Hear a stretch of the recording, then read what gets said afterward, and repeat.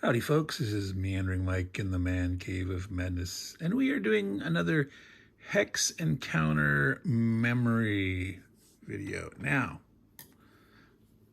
you may not think of Source of the Nile when I talk about Hex Encounter Memory. This is not a war game, but this is indeed a Hex Encounter game.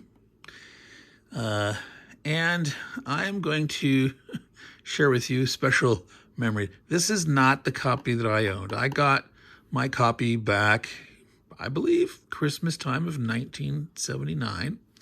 Now, over here, this is the original edition. Came out in 1978.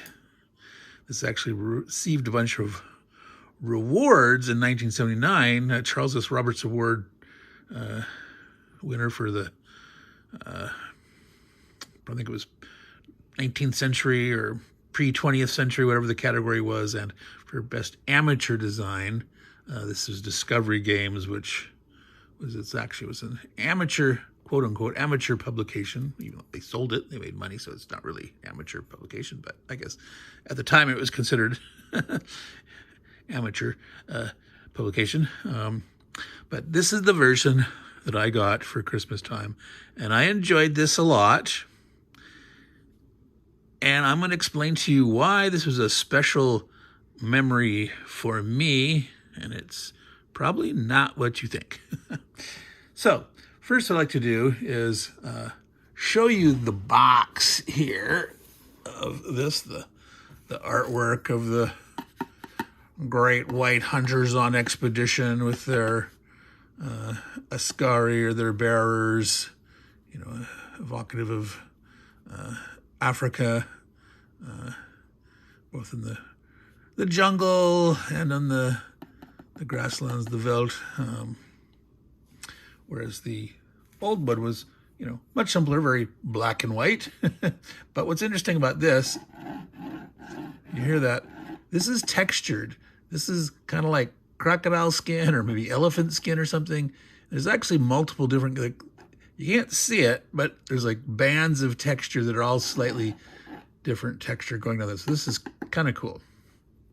All right, now, this game here, as I said, this is not my original game box. This is something that I would have kept. I only kept like a dozen games after I gave up gaming in the early 1990s. I kept a box that had about a dozen games in it. And if I had still had this one, this is one I would have kept because I really enjoyed it. But I had to get rid of mine. Like I said, we'll get to that. What is in here? Well, we can look at the back of the box here. And actually, no, it does not have a list of what's inside of it on the back of the box. But you're exploring Africa, the African continent, in the early 1800s. This says, I think, about 1820, circa 1820. And so most of Africa was not known to the European world, just the coastline. So the map that's in here has parts of the map of Africa filled in, and the interior is blank. They're blank white hexes. And as you explore, you're randomizing using dice and cards, exploring, finding out what kind of terrain is there. You're meeting native tribes. They may be friendly, they may be hostile. You can attempt to trade with them or not. You might be attacked by wild animals, you know, and you're attempting to explore. And the game is the Source of the Nile. This is like the big thing that people were looking for, like, well, the Nile, where is the actual source? You know, there was the Blue Nile and the White Nile, and trying to discover what is the actual source of that. But in the game, you don't actually have to discover the source, but it is worth the most points. Now, I'm going to actually show you the interior of this copy. This copy here that I bought after the fact, this is actually a pretty trash because it's got water damage. And so it's not pretty. So I would say 80% of the components are the same. The map in here is a 3-section mounted map. The map in the original source the Nile from Discovery Games is not mounted. It's on a kind of a plasticized vinyl-like paper. And so I think it might be interesting for some of you for sort of nostalgic purposes to be able to see those components. Also, there's less cards in this. The counters are different. I actually like the counters in this version better. They look a little nicer. But and I haven't yet gotten to the story is why I don't have my original copy. What was the big memory? All right. So here is this map. It's all one piece. It's, I believe it's a little bit smaller. If you put the 3 sections of this next to each other, it's like 3 bands. That takes up more space. Let's see here. I'll show it from the bottom first. So obviously you can see South Africa, explored the coastal areas. There's Zanzibar. Now they don't have Madagascar on here. It's off there, but Mombasa, Zanzibar. And of course, Port Elizabeth, Cape Town, down here. And then you have Khartoum, which is way up here in the Sudan, and there's the branch of the White Nile and the Blue Nile. And there's a cataract here, so it's like you can't portage straight up. And the Sud is the swampy area to the south of the White Nile. And so the water flow can be somewhere here. You're going to search to find what the farthest extent is before this cut off. But like I said, there's all sorts of things you can do. You can start going with the Congo, or the Oue, the Niger River, the Kwene. There's the Orange River here. Whoops.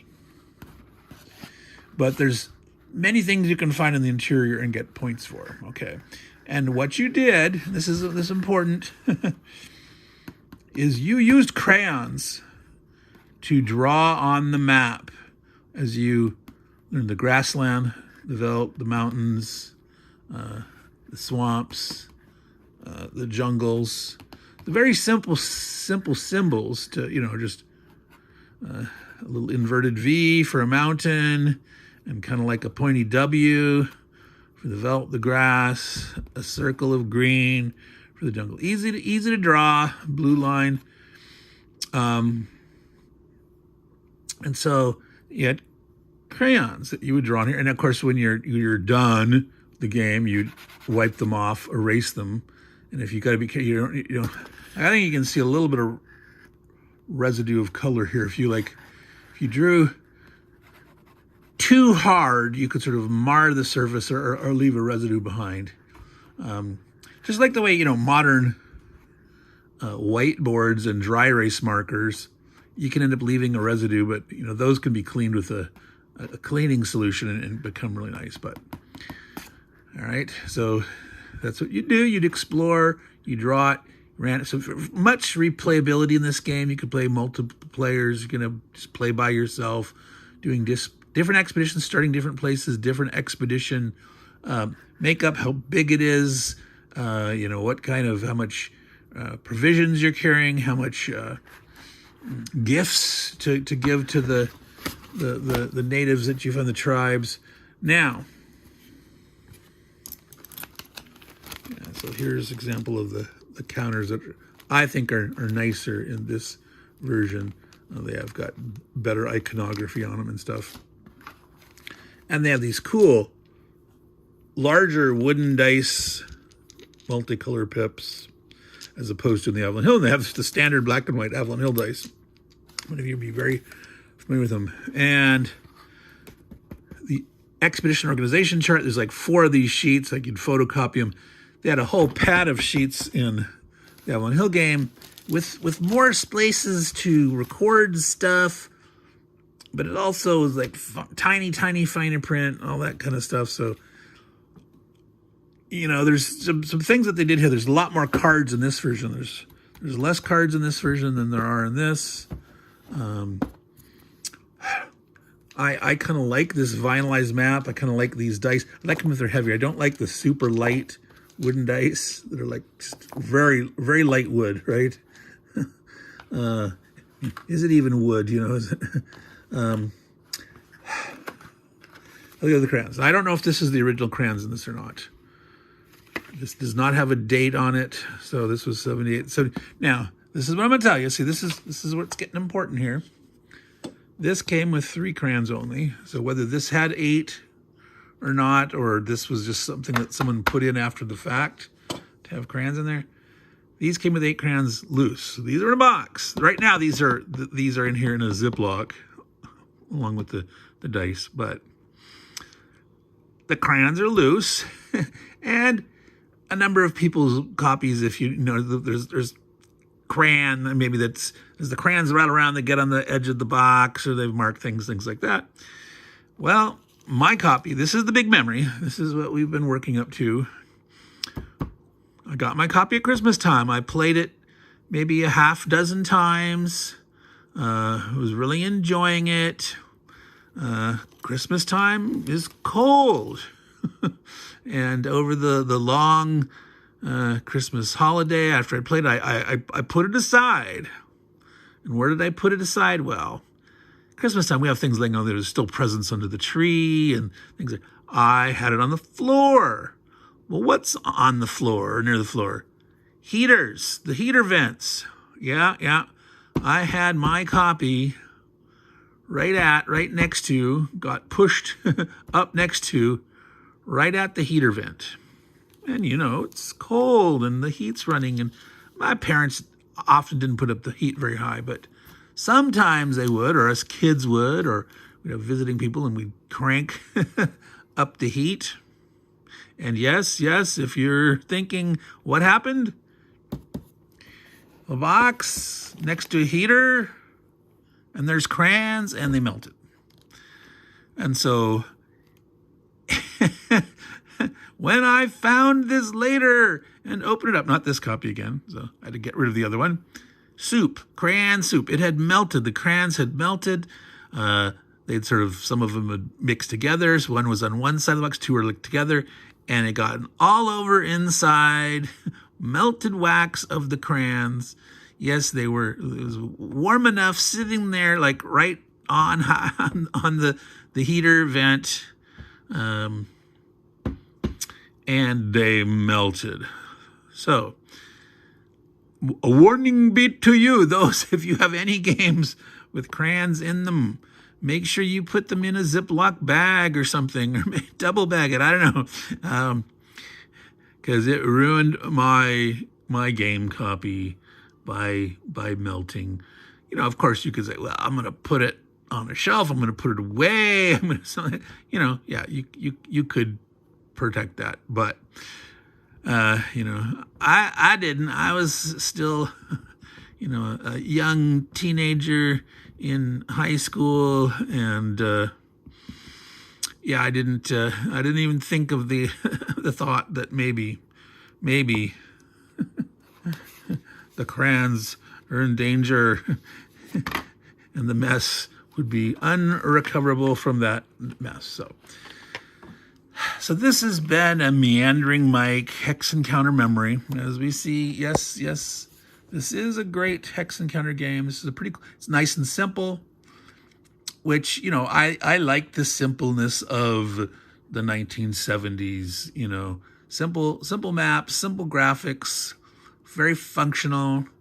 This day and age, you have something with much fancier graphics, but then of course you can't draw the equivalent. These things you can draw. You can draw these little symbols and do that. So do you have any memories? Well, one of this game. Have you played Source of the Nile? Have you enjoyed the exploration of the African continent and